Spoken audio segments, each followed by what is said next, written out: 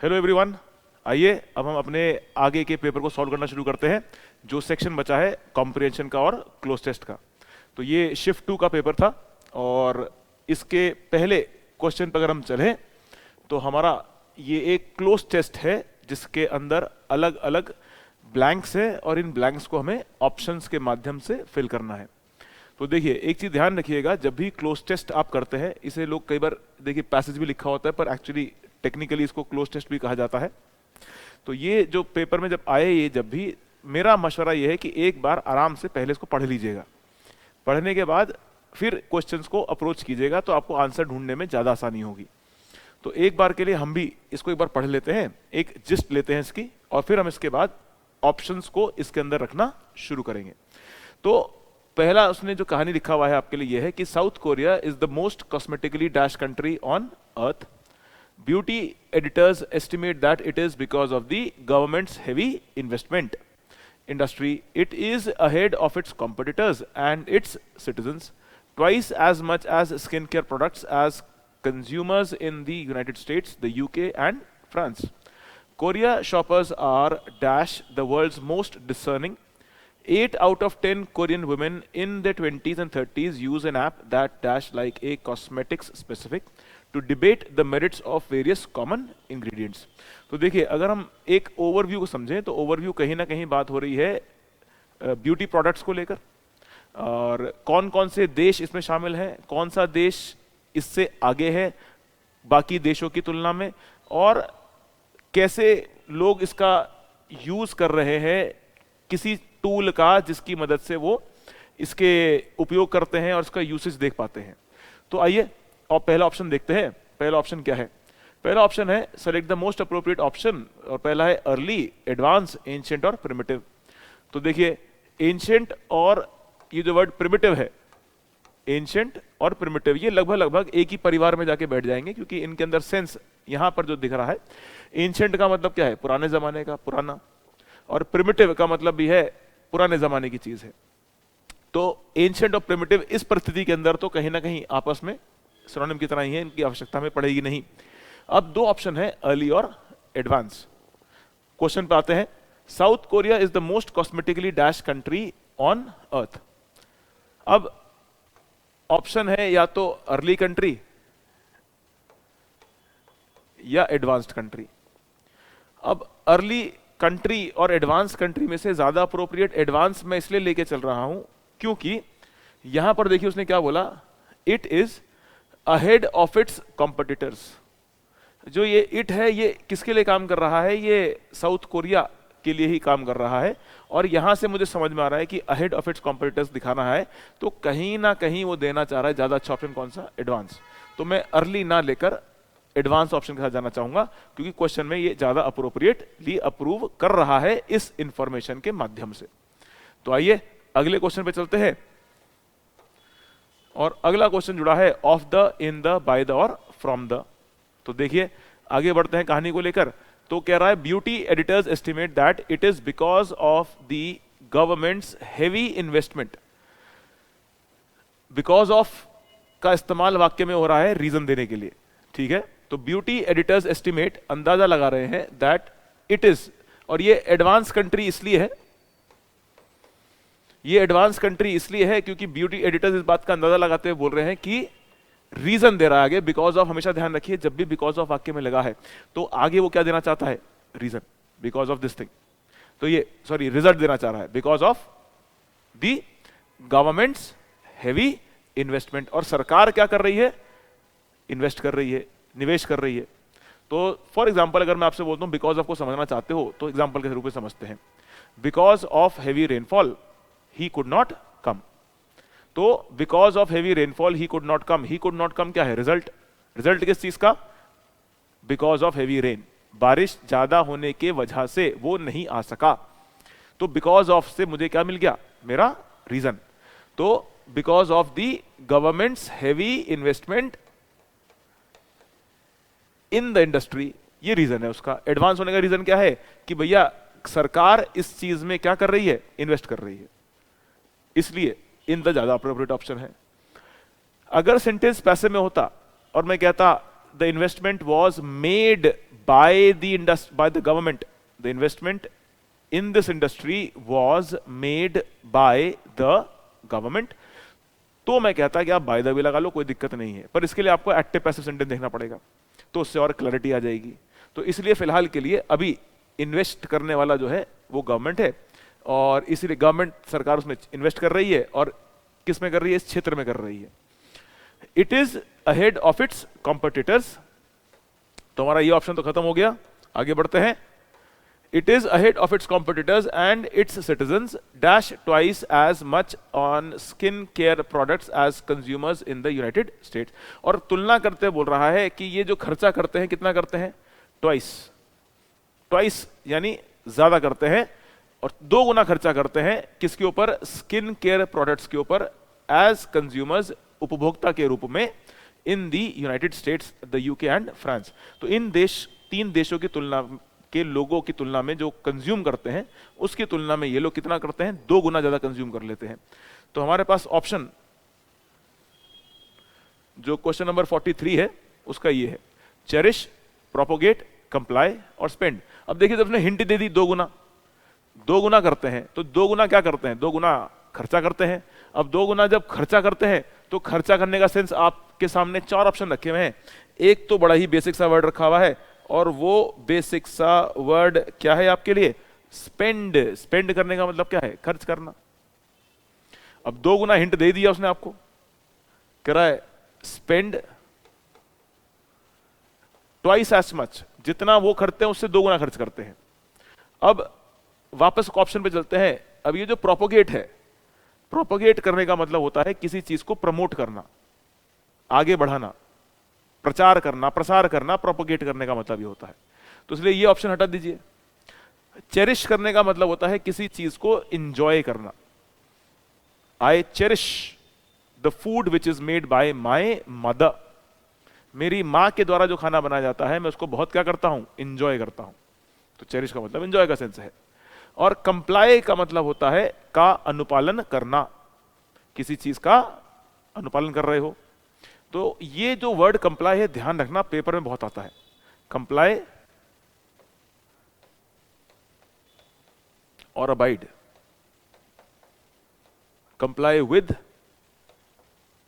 और abide by, ये combination से पेपर में बहुत सवाल पूछे गए हैं।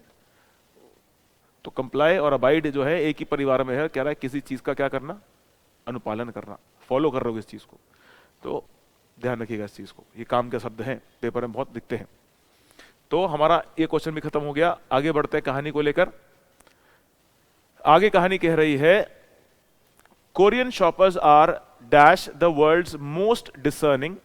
8 out of 10 Korean women in their 20s and 30s use an app that dash like a cosmetics specific to debate the merits of various common ingredients। तो ऑप्शन को देखते हैं। कह रहा है 2 although maybe perhaps। ठीक, अब ये जो 2 although हैं, ये जो शब्द हैं, ये दोनों ही शब्द अंग्रेजी भाषा में सीखे जाते हैं ये दिखाने के लिए कि 2 से भी क्या दिखता है? कॉन्ट्रास्ट। और ऑल्दो से भी क्या दिखता है? कॉन्ट्रास्ट। कॉन्ट्रास्ट का मतलब होता है कहीं ना कहीं 2 वाक्यों के बीच में आप क्या दिखा रहे हैं? विरोध दिखा रहे हैं। ये कॉन्ट्रास्ट का मतलब है। जैसे although she came late she was not punished. तो 2 वाक्य थे, वह देर से आई पर सजा नहीं मिली। तो ये दोनों वाक्यों में क्या हुआ? देर से आने पर सजा नहीं मिली। तो ये दोनों वाक्य क्या दिखा रहे हैं? एक दूसरे का विरोध दिखा रहे हैं। कॉन्ट्रास्टिंग आइडियाज है। तो उसने बोला 2 she came late she was not punished, although she came late she was not punished, कुछ इस तरह से बोल सकते थे। तो उसने बोला 2 और ये ऑल्दो, इस परिस्थिति में आप दोनों को हटा दीजिए, ये ध्यान रखिएगा। तो ये कॉन्ट्रास्टिंग आइडियाज हैं, ये हट गए। अब मे बी और परहैप्स। अब मे बी और परहैप्स दोनों के अंदर जो भाव है, जो समानता है कि भैया मे भी क्या देता है? चॉइस। और परहैप्स भी क्या देता है? चॉइस। ये तो इनकी समानता है। लेकिन मे बी का इस्तेमाल ज्यादातर इनफॉर्मल लैंग्वेज में होता है और परहैप्स का इस्तेमाल फॉर्मल लैंग्वेज में ज्यादा अच्छा होता है।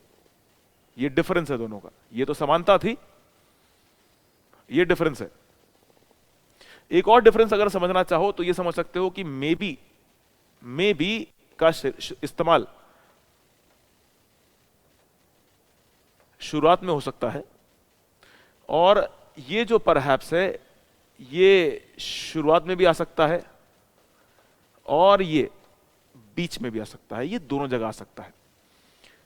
तो अब अगर हम क्वेश्चन को देखें तो ये बड़ा इंटरेस्टिंग क्वेश्चन है, क्योंकि जो भी एग्जामिनर ने सोच के क्वेश्चन दिया उसने यही देखना चाहा कि आप डिफरेंशिएशन कर सकते हो इतनी बात का कि आप ये समझ पाए कि ये फॉर्मल लैंग्वेज का शब्द है और ये प्रॉबेबली इनफॉर्मल लैंग्वेज का शब्द है, बल्कि दोनों की समानता एक ही है, दोनों ही चॉइस के लिए काम कर रहे होते हैं। तो आइए क्वेश्चन पे चलते हैं। क्वेश्चन क्या है कि Korean shoppers are dash the world's most discerning, are perhaps the most discerning, choice दे रहा है, are perhaps the most discerning।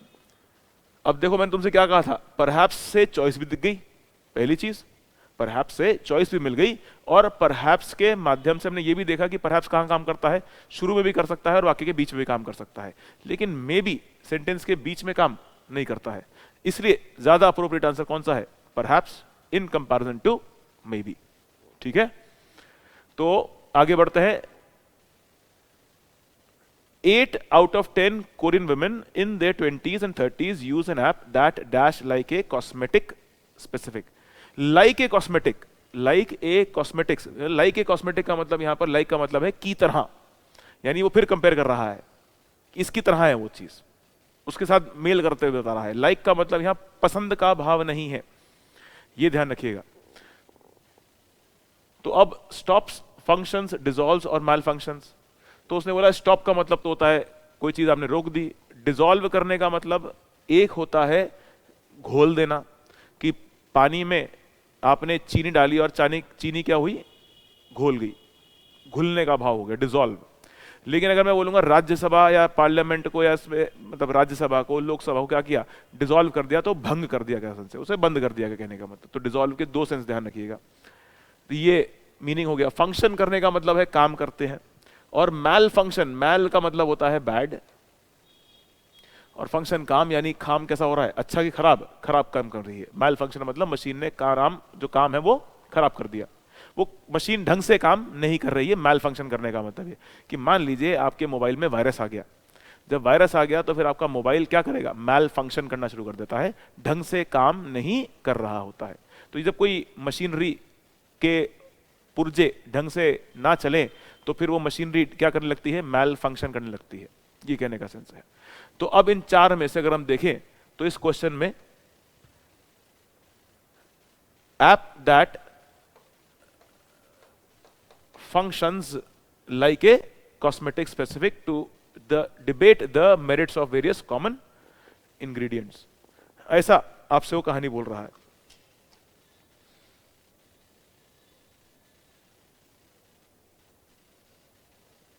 Like a cosmetic specific, ठीक है।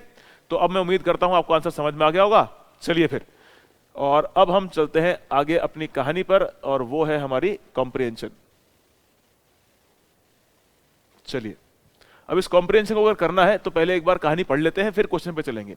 तो कॉम्प्रिहेंशन करते हुए भी प्लीज दो सिंपल बातें ध्यान रखिए। पहले कहानी पढ़ा कीजिए, आराम से कहानी पढ़ लीजिए। कहानी पढ़ते पढ़ते अगर आपको लगता है, जैसे मान लीजिए ये पैराग्राफ लिखा हुआ है पहला वाला, इस पैराग्राफ की कोई मेन आइडिया आपको समझ में आई पढ़ने पर, तो उसे अपनी भाषा में इसके आगे ब्रैकेट बना के थोड़ा सा लिख लीजिए कि इस कहानी के अंदर ऐसा बात कहा गया, दूसरे में क्या कहा, तीसरे में क्या कहा। अगर 3-4 पैराग्राफ है तो उन पैराग्राफ्स को पढ़ने पर फटाफट उसके आगे छोटी छोटी उसकी जिस्ट बना के लिख लीजिए कि पहले पैराग्राफ का मतलब ये रहा, दूसरे में आइडिया ये है, तीसरे में आइडिया ये है।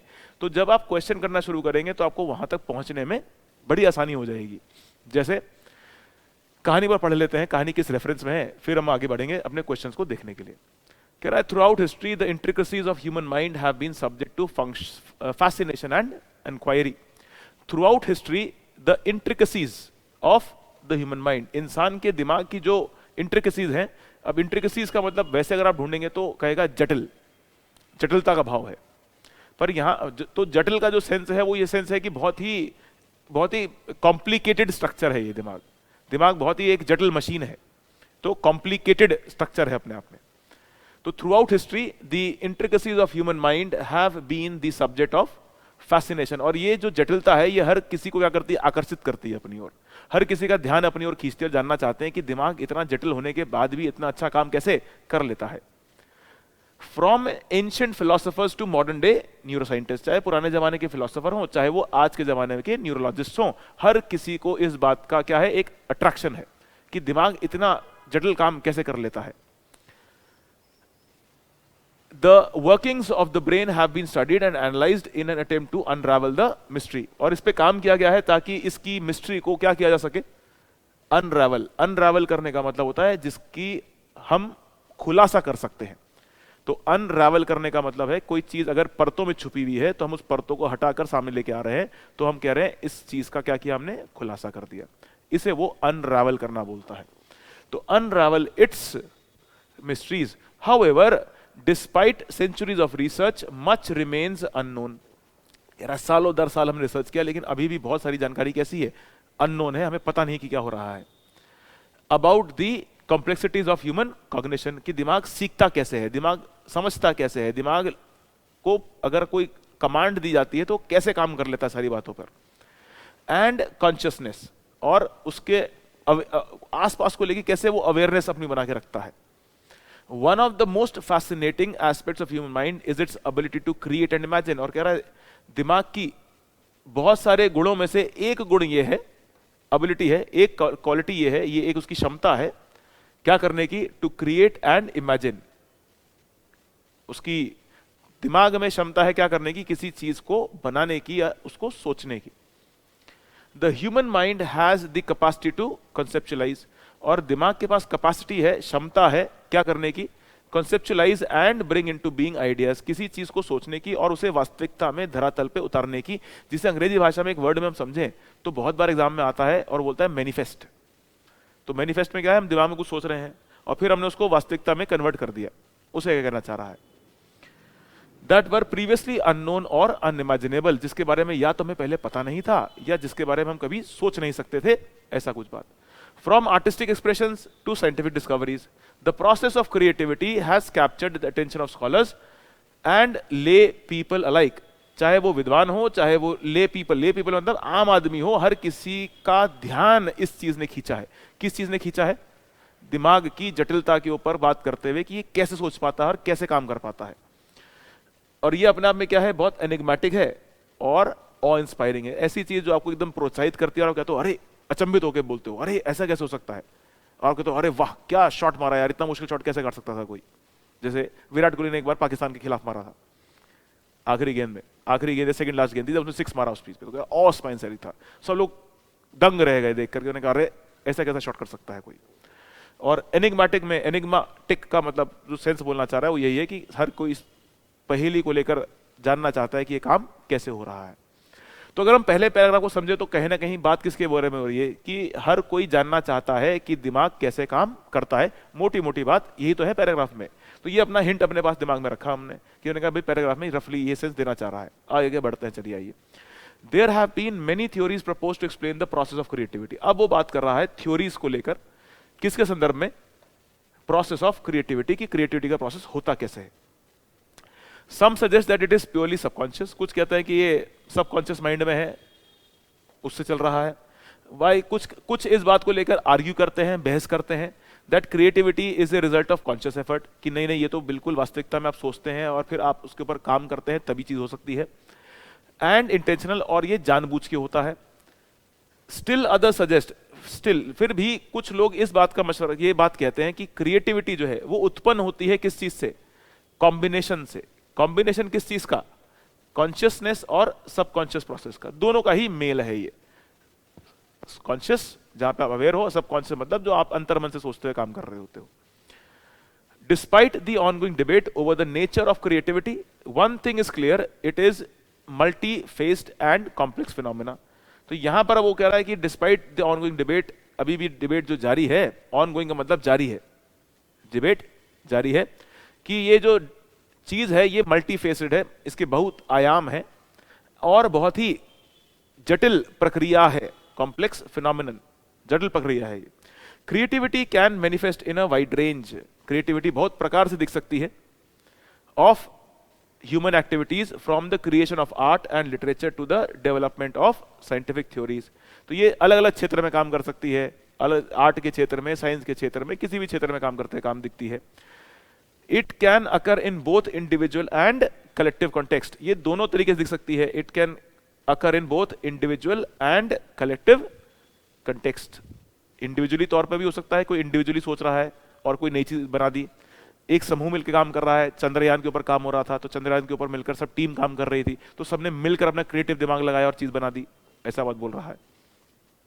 Can be driven by a variety of factors such as curiosity, और ये सब किस वजह से होती है, लोगों के अंदर उत्सुकता होती है करने की, अरे यार ऐसा अगर हम करेंगे कि भाई चंद्रयान को हमें बाहर भेजना है तो कैसे भेजे, कम खर्चे के अंदर, तो क्रिएटिव दिमाग लगाया, और क्रिएटिव दिमाग लगाकर उन्होंने उसे ऑर्बिट में घुमा घुमा के बूस्ट कर करके, बूस्टर मार मार के आगे बढ़ाया। पैशन था, देश के प्रति समर्पण का भाव था, इस प्रकार से चंद्रयान को आगे ले जा सके, ऐसा बात समझ सकते हैं हम। और दी डिजायर फॉर रिकॉग्निशन, और वो चाहते थे कि भारत को क्या हो, एक पहचान मिल सके, है ना, भारत को एक पहचान मिले, समाज के अंदर प्रतिष्ठा मिले, विदेश में तक डंका बजे इस बात का।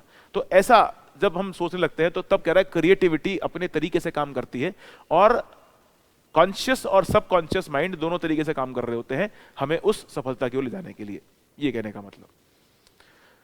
आइए आगे बढ़ते हैं।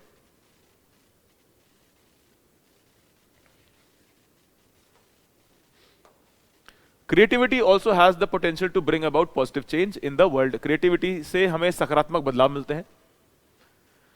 Throughout history, creative individuals and groups have used in their talents to address social, political, environmental challenges. इन्होंने बहुत समस्याओं का समाधान करते हुए अपनी क्रिएटिविटी के माध्यम से बहुत तरह की समस्याओं का समाधान किया है, सामाजिक है, राजनीतिक है, प्राकृतिक है, इन सब चुनौतियों का सामना करा है। चैलेंजेस का मतलब चुनौतियों का भाव है, चैलेंजेस का मतलब किसका है, चुनौतियां हैं इस समय। ऑफन इंस्पायरिंग, इंस्पायर करने का मतलब होता है प्रोत्साहित करना, inspiring others to take action and make a difference from the abolitionist movement to the civil right movement। ठीक, तो from the abolitionist movement to the civil rights movement to the environment movement, अलग अलग क्षेत्रों में उन्होंने काम किया है। तो ये सकारात्मक चेंज है, यहां पे लिख लीजिएगा पॉजिटिव चेंजेस, ताकि आपको याद रहे कि ये पैराग्राफ का बात पॉजिटिव चेंजेस का था क्रिएटिविटी के। Despite many benefits, creativity is not without its challenge, not without its challenge का मतलब है, यानी यहां पर वो बात करना चाहता है नेगेटिव एस्पेक्ट्स की, क्रिएटिविटी की जो समस्याएं हैं या उससे संबंधित जो परेशानियां हैं, कहीं ना कहीं उसकी ओर आपको लेके जाएगा वो कहानी में। Process of creative expression can be fraught with obstacles, can be fraught with obstacles, fraught का मतलब होता है फिल्ड विद, ये फील्ड विद है, फील्ड का सेंस है, तो फील्ड विद ऑब्स्टिकल्स, ऑब्स्टिकल्स का मतलब होता है रुकावट।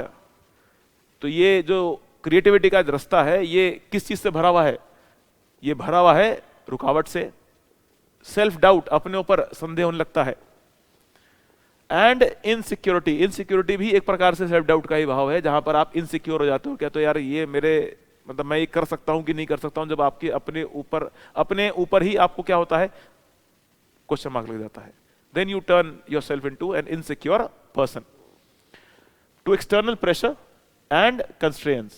To external pressure मतलब देखिए दबाव दो प्रकार के होते हैं, एक तो इंटरनल प्रेशर है जहां पर मैं सोच रहा हूं कि अरे मेरे को करना है, मेरे को करना है, लेकिन एक्सटर्नल प्रेशर कैसा होता है, जैसे मान लीजिए एक छात्र है, एक छात्र के ऊपर एक्सटर्नल प्रेशर किसका है, पड़ोसियों का, आपके स्कूल के मित्रों का, जिसे आप अंग्रेजी में पीयर प्रेशर बोलते हो, या फिर आपके रिलेटिव्स का।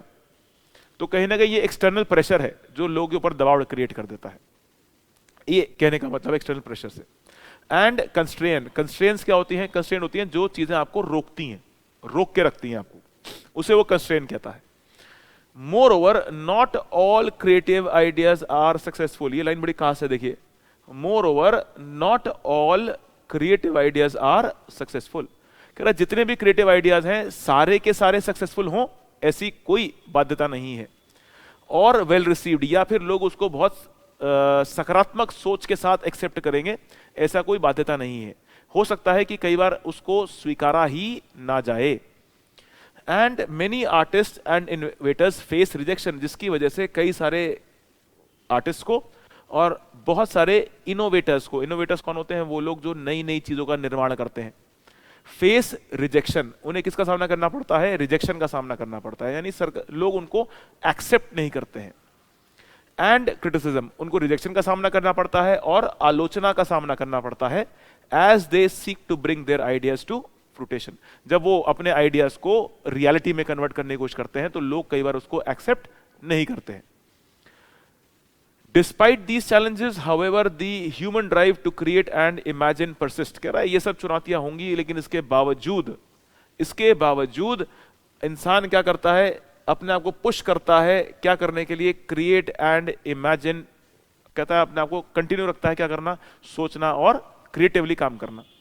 Individuals and groups continue to harness the power of creativity, और वो कह रहा है लोग पीछे नहीं हटते, जिनको करना है वो इस मेहनत के ऊपर काम करते हैं और अपने क्रिएटिव आइडियाज की पावर को क्या करते हैं, अपने अंदर तैयार करते हैं और उसके माध्यम से फिर वो अपनी सोच को वास्तविकता में कन्वर्ट कर देते हैं। From the humblest amateur artist to the most celebrated innovator, from the humblest amateur, अब देखिए हम्बलेस्ट का मतलब यहाँ पे विनम्रता का सेंस है, और ये विनम्र इसलिए बोल रहा है इसके साथ क्योंकि यहां पर जो व्यक्ति है एमेचर का मतलब होता है नॉविस, ये नौसिखिया होता है, ये नौसिखी का भाव है, तो ये जो नौसिखिया होता है इसे विनम्र ही होना पड़ता है क्योंकि अभी चीजें सीख रहा है। Artist to the most celebrated innovator, अब यहां पे सेलिब्रेटेड इनोवेटर का मतलब है वो इनोवेटर जिसका नाम सम्मान पूरी दुनिया करती है, इसलिए वो बहुत मशहूर है। तो सेलिब्रेटेड इनोवेटर का मतलब वो इनोवेटर जिसका नाम सम्मान और प्रतिष्ठा समाज में पहले से ही बन चुकी है और वो बहुत ही मशहूर है। The human capacity for creativity remains one of our greatest strength and source of inspiration, और इसलिए हमारी ये ताकत है और हमारे को ये प्रेरणा का स्रोत है, सोर्स ऑफ इंस्पिरेशन। कहानी कुछ इस प्रकार से, आइए क्वेश्चन पे चलते हैं फटाफट। पहला क्वेश्चन है, select the most appropriate antonym of the word fraught. तो देखिए हमने फ्रॉट का वर्ड का मतलब लिख ही लिया था, फ्रॉट का मतलब क्या था, फिल्ड, और अब हमारे पास चार ऑप्शन है। बिसेट में सेंस प्रॉब्लम का होता है, काम में शांत का भाव है, ट्रैंक्विल में भी शांत का भाव है, और डिवॉइड में जो सेंस है वो एक तरीके से लैक ऑफ, कमी है या वो नहीं है वो चीज। तो अब जब आपने बोला एंटोनिम ढूंढना है फ्रॉट का, तो फ्रॉट का मतलब फिल्ड है, फिल्ड का उल्टा क्या होगा, खाली। अब खाली का सेंस इन चारों में से कौन सा देगा, डिवॉइड, इसलिए ट्रैंक्विल भी हट गया, काम भी हट गया और बिसेट भी हट गया, तो ये ऑप्शन आप यहां से हटा सकते थे। चलिए आगे चलते हैं और अपने अगली कहानी के ऑप्शंस को एक्सप्लोर करते हैं। तो बिसेट, काम, ट्रैंक्विल, डिवॉइड, तो बिसेट में सेंस किसका है, ट्रबल्स, प्रॉब्लम्स का सेंस बन जाएगा। अगला क्वेश्चन है आपका, what is the main focus of the passage, कहानी का जो मेन फोकस है वो किस चीज पर है, ये आपसे पूछ रहा है। तो जो कहानी का फोकस है वो सबसे फोकस इसी बात पे लेके चल रहा है कि the nature of creativity, it's benefits and challenges. जो हमने पैराग्राफ देखा था कि क्रिएटिविटी क्या होती है, पहला पैराग्राफ था, फिर उसके बाद उसने बोला था सकारात्मक सेंस क्या है, फिर नकारात्मक भाव क्या है। तो कहीं ना कहीं जो मेन फोकस है पैसेज का वो इसी बात पर टिका हुआ है। और बाकी अगर हम देखें तो इसमें केवल किसका है, complexities and challenges of cognitive process, ये था, पर ये केवल एक ही एस्पेक्ट था कि दिमाग चीजों को कैसे समझ लेता है, कैसे जान लेता है। The nature of fancy and imagination की, फैंसी मतलब नेचर ऑफ फैंसी और इमेजिनेशन का जो नेचर है, जो उसका स्वरूप है वो किस प्रकार का होना चाहिए। The mysteries of human mind, इंसान के दिमाग की जो मिस्ट्रीज है, उसने बोला नहीं हम इसकी बात नहीं कर रहे हैं, हम तो बात सिर्फ किसकी कर रहे हैं, nature of creativity, it's benefits और इट्स कॉम्प्लेक्सिटीज और चैलेंजेस। इसलिए सेकेंड ऑप्शन ज्यादा अप्रोप्रिएट है। आइए अगला क्वेश्चन देखते हैं 48th, और 48th क्वेश्चन में लिखा है which of the following factors can drive creativity. तो अगर हम अपने पैराग्राफ पे चले कि which of the factors can drive creativity, तो आइए इसको ढूंढते हैं पैराग्राफ के अंदर कि creativity can manifest in a wide range of human activities, from the creation of art and literature to the development of scientific innovators. It can occur in both individual and collective contexts. कि कैसे आ सकती है ये? It can occur both in individual and collective contexts and can be driven by a variety of factors. ये हमारी line यहां पर आगे साहब, इसको हम लाल से मार्क कर लेते हैं. Can be driven by a variety of factors such as, और वो फैक्टर्स कौन कौन से हैं? क्यूरोसिटी, उत्सुकता, पैशन और डिजायर फॉर रिकॉग्निशन. तो उम्मीद है मैंने जब एक्सप्लेन किया था तो मैंने आपको चंद्रयान का एग्जांपल दिया था, इसीलिए कि अब आप उसको अगर कहानी पढ़ते पढ़ते अगर आप इतना सोच सकते हैं तो फिर आपको कहानी में ऑप्शन को ढूंढना बड़ा आसान हो जाता है. तो अगर हम कहानी पढ़ेंगे और कहानी पढ़कर इसको रिलेट कर लेंगे, then it becomes quite easy to find the correct answer. तो इसके लिए आपको काम करना चाहिए वोकैबुलरी और ट्रांसलेशन पर, बहुत ज्यादा काम करना चाहिए. तो आइए क्वेश्चन देखते हैं. Which of the following factors can drive creativity? कौन से फैक्टर्स हैं जो क्रिएटिविटी को बढ़ाते हैं? तो आप देख सकते हैं क्यूरोसिटी थी और पैशन था. एक्सटर्नल प्रेशर तो नेगेटिव सेंस है, सेल्फ डाउट नेगेटिव सेंस है, फैंसी एंड इमेजिनेशन नहीं, क्यूरोसिटी एंड पैशन. इसलिए आंसर कौन सा होना चाहिए था? तीसरा ना. पहला, दूसरा और चौथा आप हटा दीजिए, तीसरा आपका आंसर बन जाएगा. ये आपका आंसर है. आइए अगले क्वेश्चन पे चलते हैं. According to the passage, what is one of the challenges of creative expression? Challenges of creative expression. अब देखिए हमने पैराग्राफ मार्क कर लिया था ना अपने लिए कि भैया ये नेगेटिव वाला भाव लेके चल रहा है. तो नेगेटिव वाला भाव क्या था? Challenges, not without it challenges. तो जब आप पैराग्राफ मार्क कर लेते हो ना अपने से कि यहां पर ये वाला सेंस जो है पैराग्राफ का, इसमें ये आइडिया छुपा हुआ है, इसमें क्रक्स इस चीज का छुपा हुआ है, तो फिर आपको समय मिल जाता है ये ढूंढने के लिए एक्यूरेटली कि आपको कौन से पैराग्राफ पे जाना है. तो फिर आप अपना आंसर मार्क कर सकते हो उससे. तो अब इसमें चैलेंजेस को ढूंढते हैं ये. तो उसने चैलेंजेस क्या रखे? The process,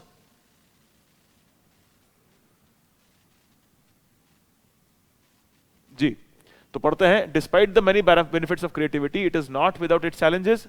the process of creative expression can be fraught with obstacles, from self-doubt and insecurity to external pressure and constraints. Moreover, not all creative ideas are successful or well. Moreover, not all creative ideas are successful or well received, and many artists and innovators face rejection and criticism. अब question में चलते हैं. ये देखिए, ये line आपकी मदद कर देगी आंसर ढूंढने में. Select the appropriate, the limited capacity of human mind, the lack of appreciation of creative ideas, the absence of external pressure or constraint, the overemphasis on conscious problem solving. तो देखिए, limited capacity of human mind तो कहानी में नहीं बोला गया. the absence of external pressure, उसने कहा प्रेशर होता है, तो इसको हटा दीजिए. अब ये दो और चौथा बचता है. तो lack of appreciation for creative ideas, ये देखिए. moreover, not all creative ideas are successful और वेल रिसीव्ड, यानी अप्रिसिएशन नहीं होता, यानी प्रशंसा नहीं होती. तो प्रशंसा नहीं होती है, ये चैलेंज था. इसलिए अगर हम अपने आंसर पे चलें तो हमारा आंसर कौन सा बन गया भाई? The lack of appreciation for creative ideas. यहां से अपना आंसर तैयार हो गया. उम्मीद है समझ में आया होगा कि आंसर हमने कैसे अप्रोच किया. तो इसलिए कहानी पढ़ते पढ़ते ना बुलेट बना लिया कीजिए अपने, वही कहानी में छोटा लिख लेते हैं साइड में, मदद मिलती है उससे. लास्ट है select the appropriate title for the passage. The power of creativity, the complexities of human cognition, the history of human mind, the role of human mind in promoting positive changes. ये आपके चार option है ना. तो अब देखिए appropriate अगर title सोचे तो पूरी कहानी के अंदर जो रेफरेंस है वो पावर ऑफ क्रिएटिविटी का ही है, और इसी के फिर चैलेंजेस हैं, इसी के बारे में बात है. ह्यूमन कॉग्निशन के चैलेंजेस क्या है, कॉम्प्लेक्सिटीज क्या है, केवल इसके बारे में बात हो नहीं रही है. The history of human mind, history के बारे में कोई तथ्य वथ्यों की बात करी नहीं उसने कहानी में, कोई फैक्ट फिगर दिए नहीं हिस्ट्री संबंधित माइंड को लेकर. तो कोई एंथ्रोपोलॉजिस्ट नहीं है वहां पर, कोई न्यूरोलॉजिस्ट नहीं है जो स्टडी कर रहा है कब हुआ कैसे हुआ, इसके बारे में नहीं बात हो रही है. The role of human mind in promoting positive change, promote कैसे करता है ह्यूमन माइंड, इसके बारे में बात नहीं करी गई है. तो पावर ऑफ क्रिएटिविटी एक सबसे अच्छा टाइटल की तरह दिखता है, क्योंकि ये ओवरऑल परसेप्शन क्रिएट कर देता है कि कहीं ना कहीं बात हो रही है क्रिएटिविटी के पावर की। यही आपसे वो कह रहा था। तो दोस्तों, मैं उम्मीद करता हूं आपको ये कॉम्प्रिहेंशन और क्लोज टेस्ट समझ में आ गया होगा, और ऐसे ही आगे के पेपर्स को हम सॉल्व करते रहेंगे। हमारी टीम एफर्ट लगाती रहेगी आपके लिए। आप ईमानदारी से काम करते रहिए और मेहनत कीजिए, अपने आप को बेहतर बनाइए, और keep working hard. All the best. जय हिंद।